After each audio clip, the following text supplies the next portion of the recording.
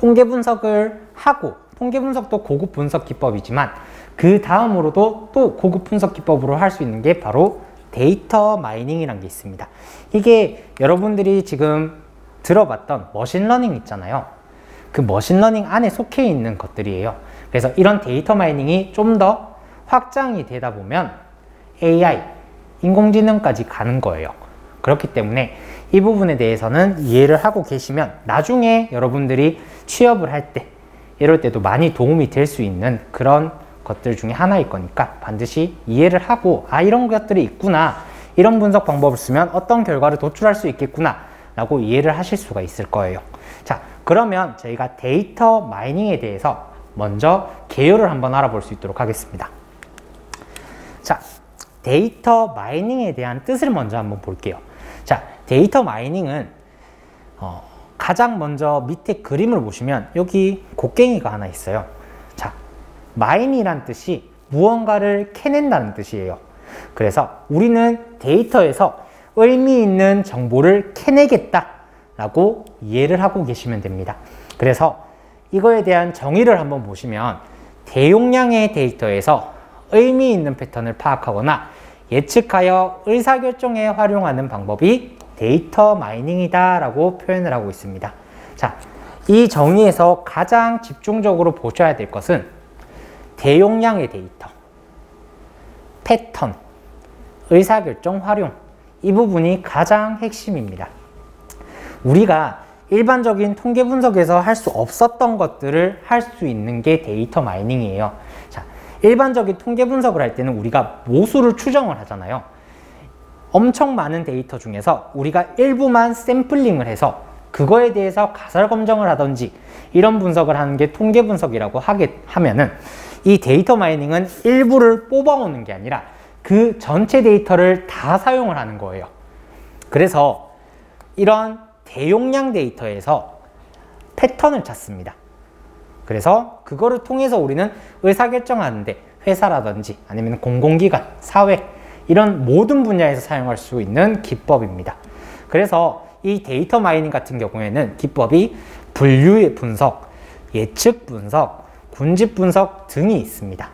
그래서 이런 각각 분석 기법에 대해서 우리가 한 번씩 알아보도록 하겠습니다. 자, 가장 먼저 우리가 데이터 마이닝의 종류에 대해서 한번 말씀을 드릴게요. 자, 데이터 마이닝은 대용량의 대용량 데이터에서 의미 있는 패턴을 파악하거나 예측하여 의사결정에 활용하는 방법이다 라고 제가 말씀을 드렸어요. 자, 이런 데이터 마이닝이 통계 분석이랑 가장 비교되는 차이점이 뭐냐면은, 통계 분석 같은 경우는 엄청 많은 데이터를 제가 쓸 수 없다라고 했습니다. 그래서 일부 데이터만 샘플링을 해와서요, 가설이나 가정 같은 가정에 따른 분석이나 검증을 해요. 그래서 평균값이 클 거야, 작을 거야, 뭐 이런 식으로 검정을 한다거나 아니면 회기식을 만들거나. 근데 회기 분석도 이런 통계 분석에도 포함되지만 머신러닝, 데이터 마이닝에도 포함은 됩니다. 보통은 통계 분석은 가정에 따라서 분석이나 검증을 하지만 데이터 마이닝 같은 경우는 일부를 뽑아내는 게 아니라 그 모든 데이터를 활용을 해서 다양한 수리 알고리즘을 이용해서 데이터베이스의 데이터로부터 의미 있는 정보를 찾아내는 방법이다. 그래서 통계 분석은 샘플링, 가정, 가설 뭐 이런 것들을 세워서 하지만 데이터 마이닝 같은 경우는 그런 샘플링 기법을 사용을 하지도 않고요. 그 다음에 가설이나 가정 같은 것도 세우지 않습니다. 그래서 다양한 수리 알고리즘을 이용해서 데이터 자체에서 우리가 의미를 찾는 거예요. 그런 거를 데이터 마이닝이라고 한다. 그래서 저희가 정보를 찾는 방법론에 따라서 아니면은 분석 대상이나 활용 목적, 표현 방법에 따라서 두 가지로 이렇게 구분을 할 수가 있어요. 오른쪽에 있는 게 좀 더 큰 범위라고 할 수 있고요. 그 옆에 게 조금 더 세세한 범위라고 볼 수가 있을 겁니다. 그래서 처음으로 저희가 분석 대상이나 활용 목적, 표현 방법에 따라서 시각화를 분석하는 것도 시각화 분석도 데이터 마이닝에 포함이 되고요. 그리고 분류한다, 예측한다. 분류 같은 경우는 내가 은행에서 금액을 얼마만큼 쓰고 한 달에 얼마만큼 쓰고 이런 사람을 어느 고객으로 분류하겠다 라고 할 수도 있고요.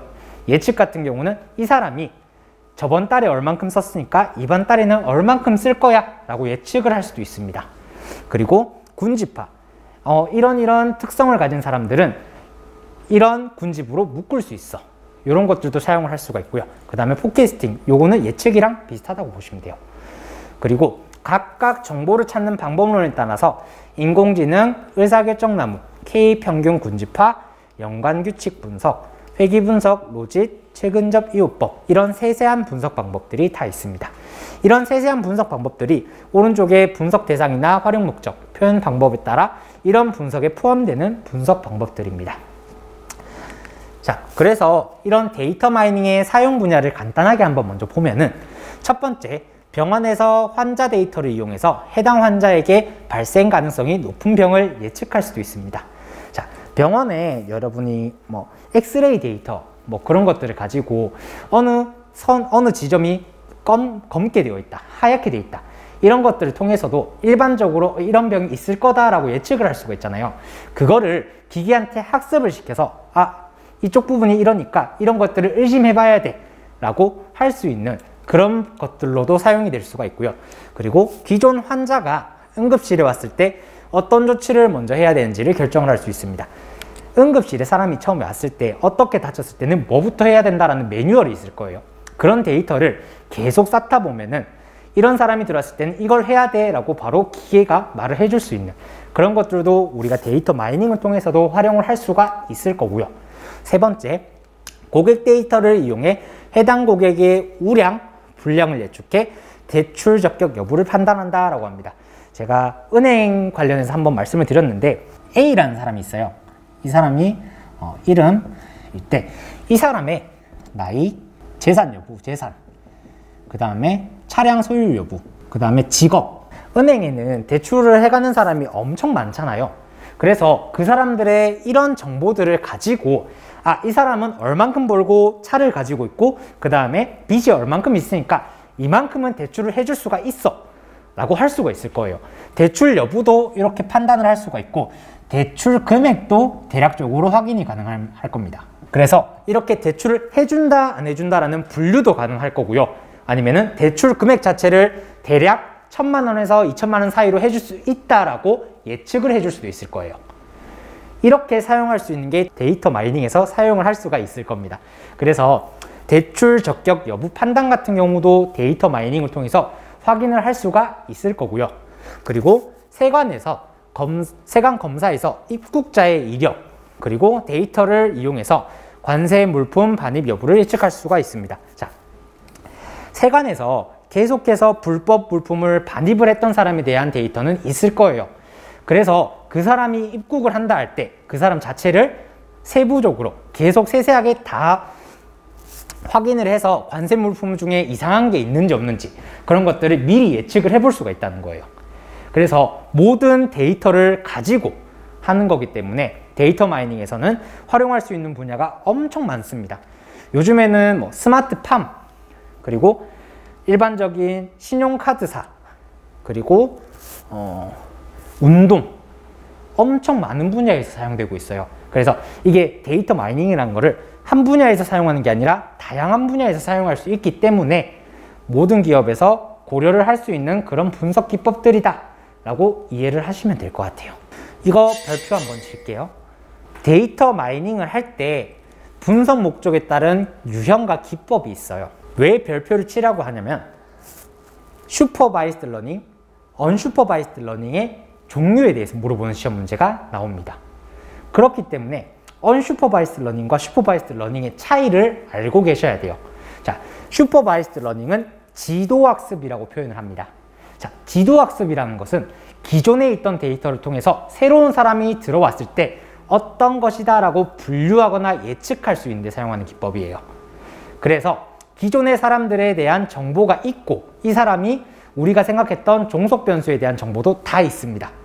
자, 예를 들면 제가 이걸 썼길래 그냥 바로 한번 써서 얘기를 드릴게요. 자, 슈퍼바이스드 러닝 같은 경우는 이런 식으로 A라는 사람이 몇 살이고 재산이 얼마나 있고 차량을 소유하고 있고 그 다음에 직업이 뭐고 어떤 정보에 따라서 봤을 때 이 사람은 대출을 해줬다를 T로 하고요.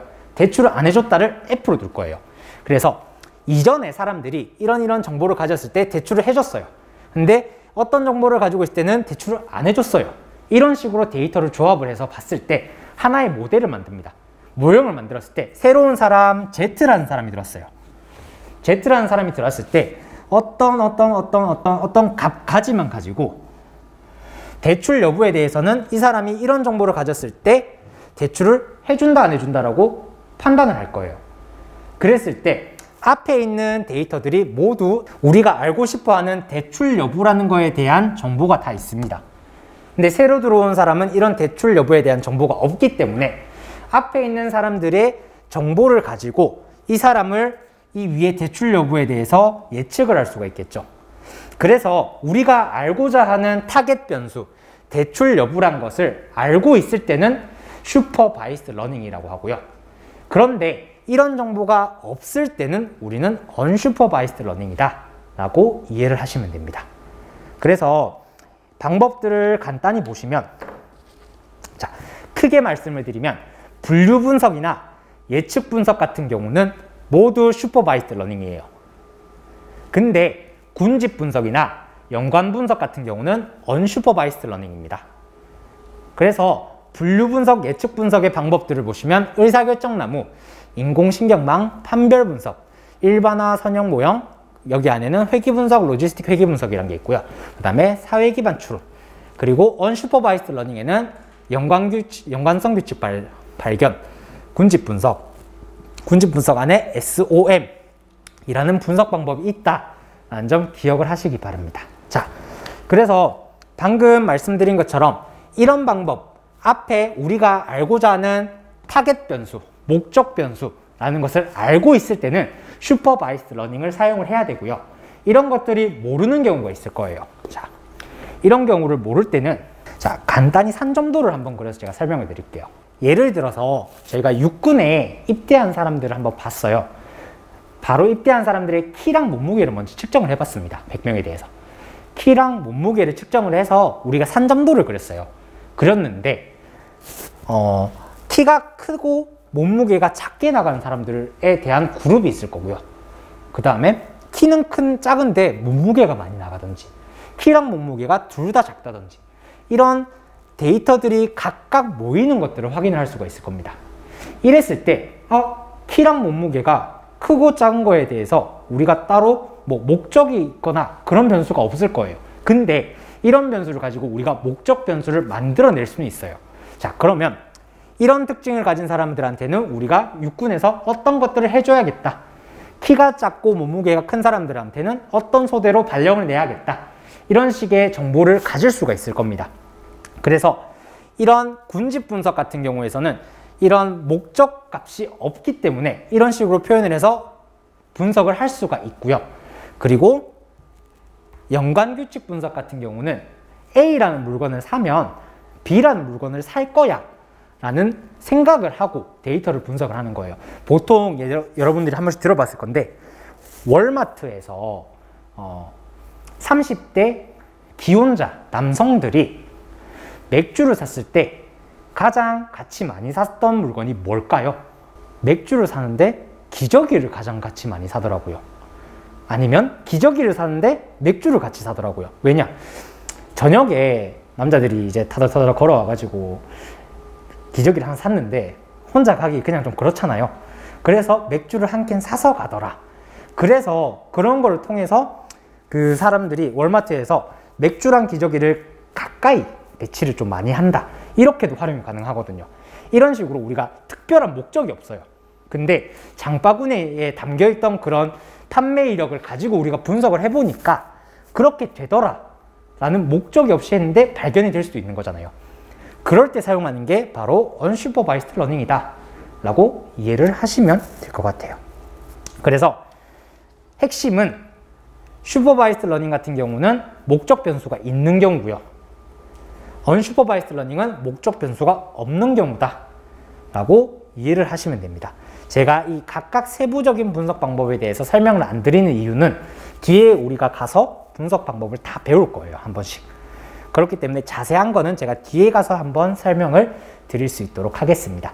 그래서 슈퍼바이스 러닝, 언슈퍼바이스 러닝은 별표를 반드시 쳐놓고 시험에 나올 수도 있다. 나왔다. 많이 나왔다. 자주. 이 부분 반드시 기억을 하시기 바랍니다.